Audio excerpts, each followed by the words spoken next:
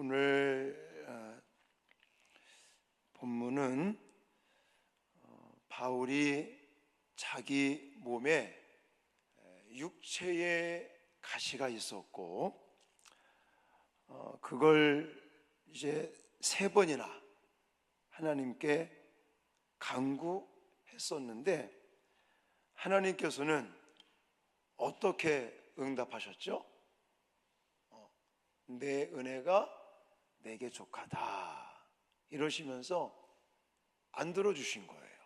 바울이 이 이야기를 좀 더 한다면 오늘 본문 보시면은 육체의 가시, 사탄의 사자 뭐 이런 단어들이 써 있으니까 와 이게 도대체 뭔가 굉장히 궁금해 하시는 분들이 있습니다. 7절 말씀이죠. 7절 말씀 다시 한번 읽겠습니다. 시작. 여러 계시를 받은 것이 지극히 크므로 너무 자만하지 않게 하시려고 내 육체의 가시 곧 사탄의 사자를 주셨으니 이는 나를 쳐서 너무 자만하지 않게 하려 하심이라. 아멘. 육체의 가시라고 나와 있는데 이 육체의 가시가 무엇인지를 성경에서는 언급한 적은 없습니다. 근데 우리가 이건 하나의 추측입니다. 추측. 뭐 어떤 이런 근거가 정확하게 뭐 성경에 이 바울이 말했던 육체의 가시가 이거다라고 말한 적은 없는데 바울에 대한 연구를 하다 보니까 바울이 질병을 가지고 있었던 것으로 판단이 됩니다. 그래서 어떤 신학자들은 편두통을 가지고 있었다. 또 어떤 신학자들은 간질병을 가지고 있었다. 또 어떤 신학자들은 안질이라는 이 눈병이거든요. 안질병을 가지고 있었다. 뭐 여러 가지 설들이 있습니다. 또 어떤 사람들은 우울증을 앓았다. 뭐 이렇게 또 뭐 보시는 분도 계신데 하신 어쨌든 정확하게 뭐 이거다라고 성경에 나와 있지는 않습니다. 근데 저도 신학교 다니면서 바울에 대해서 연구해 보니까 정확하게 나와 있지는 않지만 저는 개인적으로 안질과 같은 질병이 아니겠는가 이렇게 생각이 되어지고요. 뭐 다시 한번 말씀드리지만 이거는 추측입니다. 자, 근데 이 가시, 육체의 가시 하면서 또 뭐라고 그랬어요? 사탄의 사자. 이거 좀 이상하게 육체의 가시 또 사탄의 사자를 주셨다. 그래서 이 또 사탄의 사자가 또 이게 뭘까? 이것도 마찬가지입니다. 이 부분도 어느 성경에 뭐 정확하게 이 사탄의 사자가 무엇이다라고 언급하고 있지는 않습니다. 그래서 우리가 여러 가지 문헌들을 보고 제가 방금 말씀드렸던 육체의 가시라고 하는 것을 봤을 때에 그런 거죠. 질병을 가지고 있으면 예를 들어 복음을 전해요. 근데 내가 질병에 걸려서 어려움을 당하고 있는데 다른 사람들에게 뭐 복음을 전한다든지 또 그런 일들을 하면 그게 효과적이겠습니까? 아니면 방해가 되겠습니까? 방해거리가 좀 되겠죠. 그래서 저는 개인적으로 이 안질과 같은 질병으로 말미암아 복음 전파 사역에 있어서 방해하는 요소들이 있기 때문에 바울이 아마 사탄의 사자라고 표현했을 것이다 라고 하는 추측이라는 겁니다. 그러니까 이 육체의 가시 사탄의 사자라고 하는 이 단어의 뜻은 뭔지 모르는 거예요. 그러나 바울에 대해서 연구를 해보니까 추측컨대 바울이 가지고 있었던 안질이라든지 이런 질병 중에 하나였고 이 질병으로 말미암아 복음을 전하는데 조금은 이제는 방해받는 요소들이 있으니까 이걸 가리켜서 사탄의 사자라고 표현하지 않았을까라는 것이 추측인 것입니다. 근데 제가 이 본문을 지금 끄집어낸 이유가 뭐냐면 바울의 생각과 하나님의 생각은 다르다는 것입니다. 자, 바울의 입장에서는요 굉장히 타당한 생각입니다. 그렇잖아요. 저도 목사지만 제가 이제는 목회를 하고 사역을 하면서 예를 들어 제가 몸이 아파요. 제가 무슨 질병에 걸렸어요. 근데 아픈 성도를 위해서 내가 기도해 준다? 이게 좀 어떤 안 좋은 면이 좀 있지 않겠습니까? 그러니까 바울의 입장에서는 그거예요. 하나님, 내가 열심히 전도하고 선교하고 복음 전하는 데 있어서 이게 좀 장애가 되니까, 방해거리가 되니까 이 안질인지 뭔지는 모르겠지만 이 질병을 고쳐주십시오, 치유해 주십시오 라고 3번이나 간절하게 간구를 해서, 예를 들어 하나님이 짠 하고 고쳐주시면 간증거리가 되잖아요.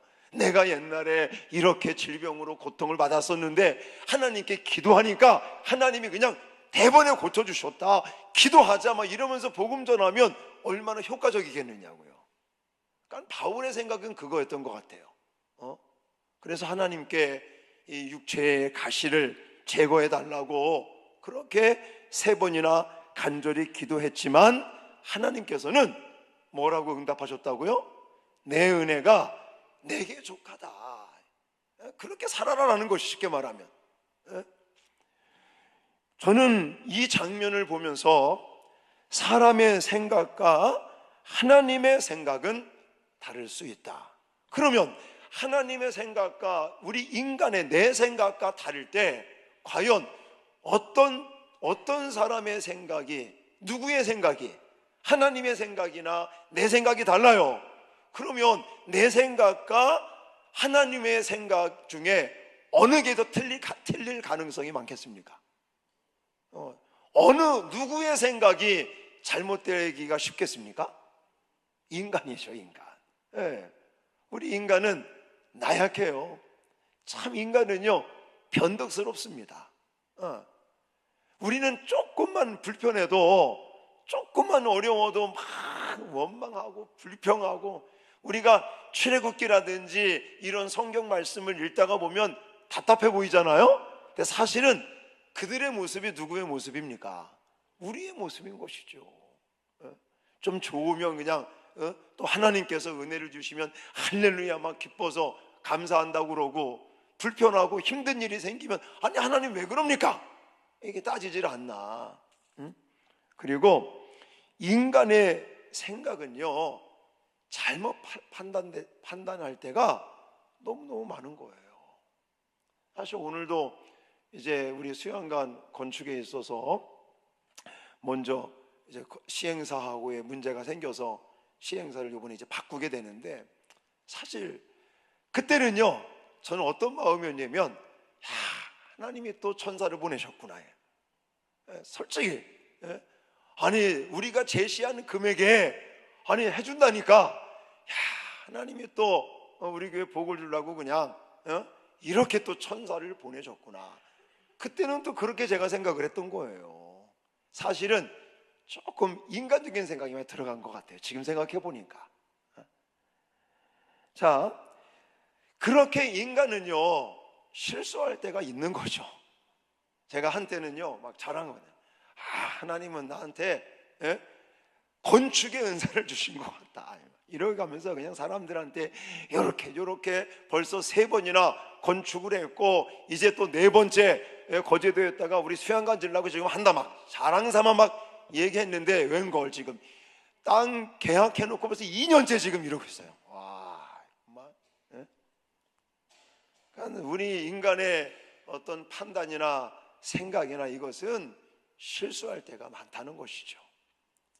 그래서 저는 오늘 여러분들에게 실수 많고 잘못 결정하고 잘못 판단할 수 있는 우리의 생각을 바꿔야 우리의 인생이 바뀌는 것을 믿으시기 바랍니다. 그러면 바울은 어떻게 생각을 바꿨을까?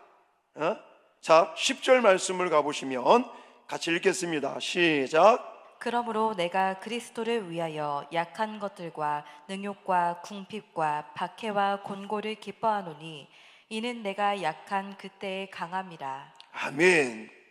그러니까 하나님 앞에 좀 이것을 이 육체의 가시를 좀 제거해 달라는 이런 기도를 막 했는데 하나님의 생각이 다르다는 것을 깨달은 거죠. 기도 응답을 받고 내 은혜가 내게 족하다라는 응답을 받으면서 내 생각이 잘못됐구나. 그래서 사도 바울이 생각을 바꿔요. 생각을 어떻게 바꿉니까? 나에게 있는 이 고난, 내가 지금 어려움 속에 있는 이 육체의 가시, 이것을 나쁘게 생각하는 것이 아니라 이제 뭐로 생각한다고 그래요? 기쁨거리가 된다. 내가 고난을 오히려 육체의 가시를 가지고 있는 것을 뭐 한다고 그래요? 기뻐한다, 이러는 거예요. 생각을 바꾼 거예요, 이제 완전히. 자, 왜 그럴까요? 방금 말씀드린 것처럼 바울의 생각과 하나님의 생각이 달랐기 때문이죠. 특히나 바울이 지금 깨달은 게 뭐냐면 내가 약한 것이 오히려 뭐가 된다? 강한 것이 된다는 거예요. 이유는 무엇입니까? 예수 그리스도께서 약한 우리에게 힘을 주시고 능력을 주시고 권능을 주시고 함께 하시기 때문인 것을 믿습니다. 바울이 그걸 깨닫고 그걸 느낀 거예요. 그래서는 생각을 이렇게 바꿨다는 거죠. 사실은 지금 바울이 깨달은 게 뭐냐면 내가 약할 때, 내가 고난을 겪을 때 나는 어떻게 된다? 더 강해진다. 누구 때문에? 예수 그리스도로 말미암아. 이걸 깨닫고는 생각을 바꾼 거란 말입니다. 그러니 바울이 이제는 자기가 가지고 있던 육체의 가시가 이제는 원망거리가 아니에요. 이제 불편한 게 아닌 거예요. 오히려 이것이 감사거리가 된 줄 믿으시기 바랍니다. 여러분, 우리도 빨리 생각을 바꿔야 됩니다. 자, 생각해 보세요. 지금 우리가 살고 있는 이 땅은, 이 세상은 무엇으로 오염이 되어 있습니까? 죄로 오염이 되어 있어요. 지금 우리의 온 사방팔방은 다 죄로 오염된 이 세상 속에서 우리가 살다가 보면 사실은 마음을 자꾸 빼앗기게 됩니다. 뭐에 빼앗겨요? 돈에 빼앗기고 세상의 권력과 쾌락과 이 편안함과 즐거움과 그런 것이 우리에게 필요 없다고 제가 말씀드리는 건 아닙니다. 물론 우리에게도 그런 부분들이 필요하지만 더 중요한 것은 죄로 오염된 세속 가운데 우리의 인생관, 우리의 가치관, 우리의 세계관이 이제는 거기에 그냥 같이 오염돼 가고 있는 그런 모습으로 혹 살아가고 있지는 않는지. 그러면 우리의 이 어떤 생각 자체도 이게 정수기에 우리가 물을 먹으면 정수된 물을 먹듯이 무엇을 가지고 뭔가 이게 정화되지 아니하면 우리의 생각이 바뀌지 않고 그것 때문에 날마다 불편함 속에서 또 어려움 속에서 살아갈 수밖에 없다라는 것입니다. 지금 세상은요, 온통 돈이 중심이 되어 있고요, 또 성공이 중심이 되어 있고요, 쾌락 중심적인 삶의 가치와 기준을 가지고 살아가고 있고, 우리도 모르는 사이에 우리의 마음들이 그거에 빼앗겨 오늘도 우리는 그렇게 하루를 보내고 있는지도 모르겠습니다. 자, 그렇다면 우리의 이 생각을 과연 어떻게 바꾸면 좋을까요? 오늘 본문에 그런 내용들이 구체적으로 나와 있지는 않지만 저는 여러분들에게 두 가지를 좀 소개해 드리려고 합니다. 그 첫 번째는 뭐냐면 신본주의적인 사고로 생각의 틀을 바꾸라라고 말씀을 드리고 싶어요. 자, 우리는 일반적인 인간들은 자기중심적으로 인간 중심적인 삶을 살아갑니다. 물론 인간 존중이라고 하는 것도 필요합니다. 그런데 인간 중심, 인간을 존중해야 된다. 물론 이것도 성경에 나와 있죠. 그러나 뭐보다 더 앞서가면 안 될까요? 하나님보다 앞서가면 안 되죠. 자, 무슨 주의라는 예를 들어 신비주의 이러면 좀 문제가 있어요. 우리의 신앙은 신비스러움이 있어야 됩니다. 근데 신비주의에 빠지면 안 되는 거죠. 자, 근데 신본주의는 괜찮습니다. 신본주의를 더 쉬운 말로 말하면 뭔지 아십니까? 하나님 중심이라는 말이에요. 하나님 중심. 그러면 지금 현재 우리가 하나님 중심으로 살아가기 위해서 어떻게 몸부림치고 있을까요? 우리가 하나님 안 보이잖아요. 하나님을 우리가 대화하고 하나님과 소통하고 하나님과 만나고 하나님의 음성을 듣고 무엇을 통해서 우리는 그런 걸 할 수 있다고 그랬죠?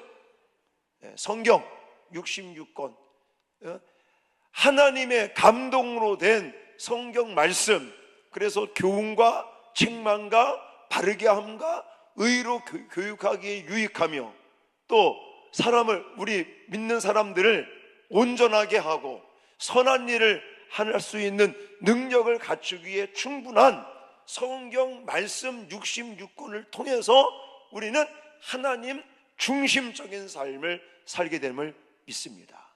그러니까 저는 제가 신방 가서 그런 얘기 하잖아요. 특히 시편 1편 말씀 가지고 설교할 때 하나님 중심은 말씀으로 들어가는 거다. 말씀 중심이다. 그래서 우리는 이 신본주의적인 삶을 말씀을 붙들고 살아가야 되는데, 자, 성도는요, 이 성경을 보다 보면 하나님 나라에 속한 사람들로서 세상 나라에 파송된 대사다라는 말을 많이 합니다. 자, 저와 여러분들이 속해 있는 이 육신적인 나라는 어디예요? 대한민국. 그러나 우리의 이 영적인 영이 속해 있는 나라는 어디예요? 하나님의 나라입니다. 우리는 육체를 가지고 이 땅을 대한민국에서 살고 있지만 우리의 인생은 80, 90, 요즘은 100세 시대라고 말하는 100세를 살다가 가는데, 우리가 그 100세를 예를 들어 살다가 간다는 것은 성경에 뭐라고 말하냐면 나그네와 같은 인생이다. 잠깐 아침에 피었다가 사라지는 안개와 같은 게 우리의 인생이다. 아주 우리가 생각할 때는 100년 되게 긴 것 같아요. 근데 그 하나님의 시간이라고 하는 관점에서 본다면 우리의 100세 사는 인생은 점에 불과한 거예요. 그런 이 땅을 사는 우리는 나그네와 같은 인생을 살고 있고, 우리가 속한 나라는 어디다? 하나님의 나라다. 하나님의 나라에 속해 있는 우리가 잠시 하나님께서 이 땅에 파송을 하신 것, 파송. 하나님의 선하신 목적, 하나님의 계획하신 바대로 어떤 사람은 저처럼 목사로, 어떤 분들은 장로님으로, 권사님으로 이런 직분도 받고 해서 하나님의 일을 감당하라고 하나님께서 세상 나라에 저와 여러분들을 대사로 파송한 줄 믿습니다.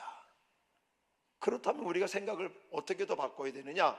신본주의적인 사상으로 바꾼다는 것은 뭐냐?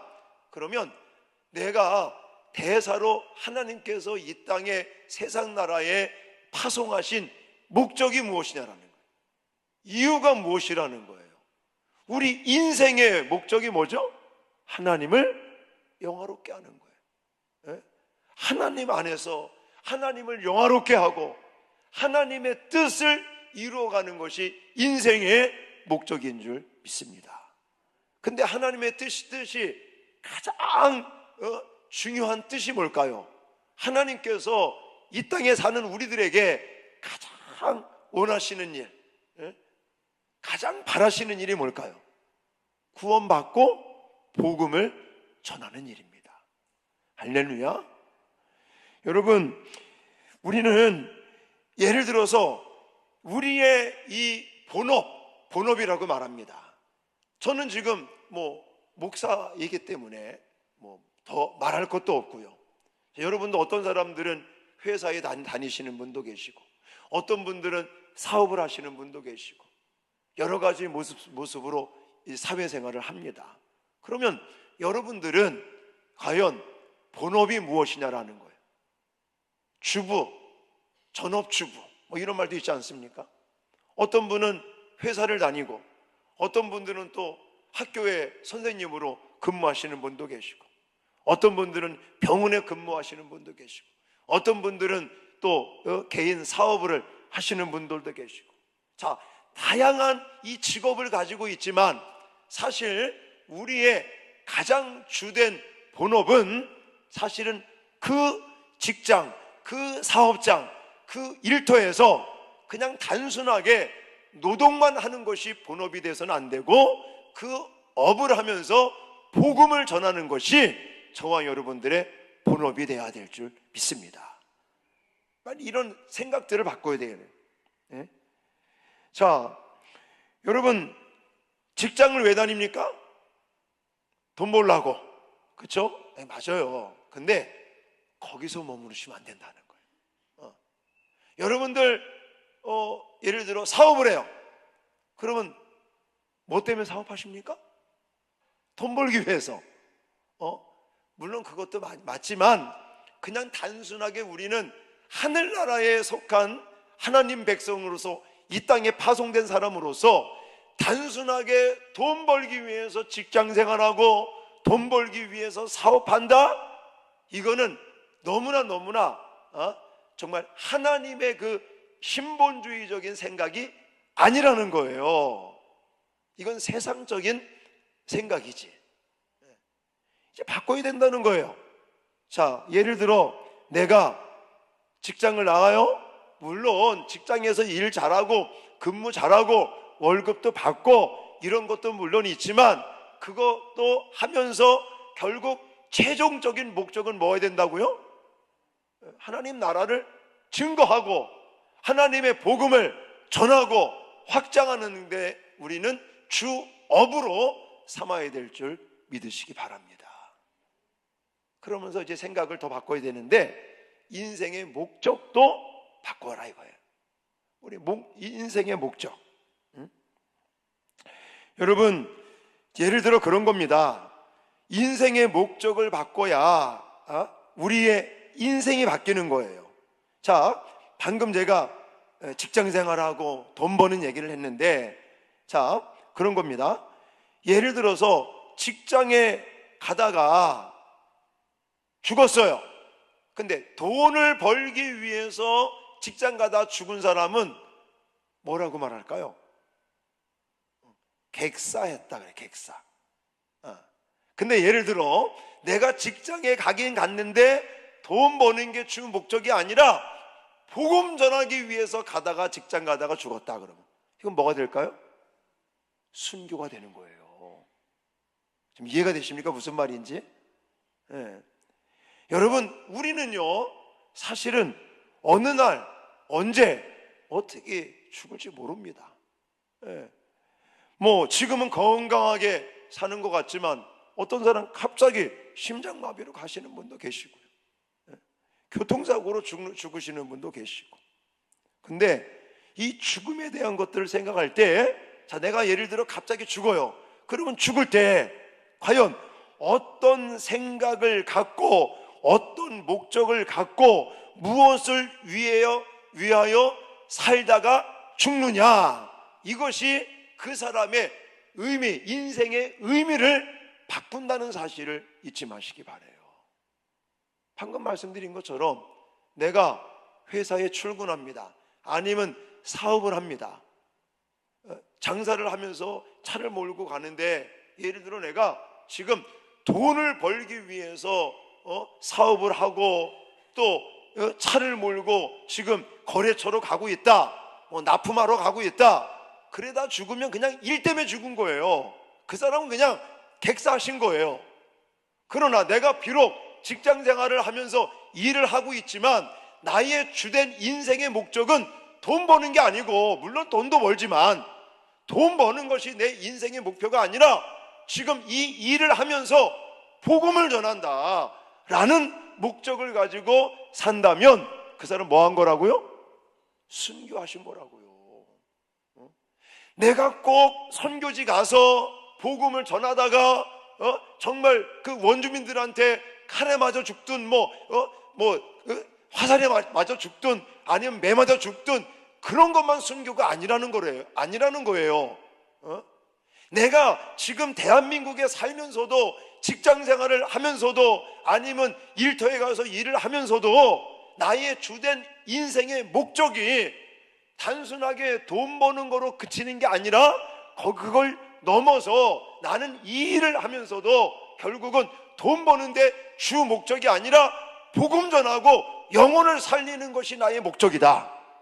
그러면 그 사람은 그 일을 하다가 죽으면 그냥 객사하신 것이 아니라, 일 때문에 죽은 게 아니라 그 사람 뭐 한 사람이라고요? 순교자라는 사실이에요. 할렐루야.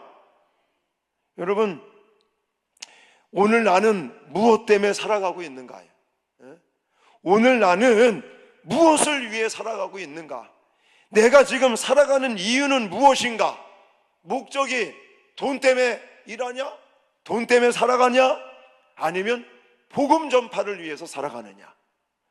여러분, 이거에 따라서 나의 죽음이라는 것이 의미가 달라진다는 사실을 꼭 기억하시기를 바랍니다. 그래서 단순하게, 예를 들어 내가 지금 전업주부로서 가사 일을 합니다. 그러면 나는 단순하게 그냥 식구들 그냥 밥해 먹이고 빨래하고 이러는 것으로 치부하지 말라고요.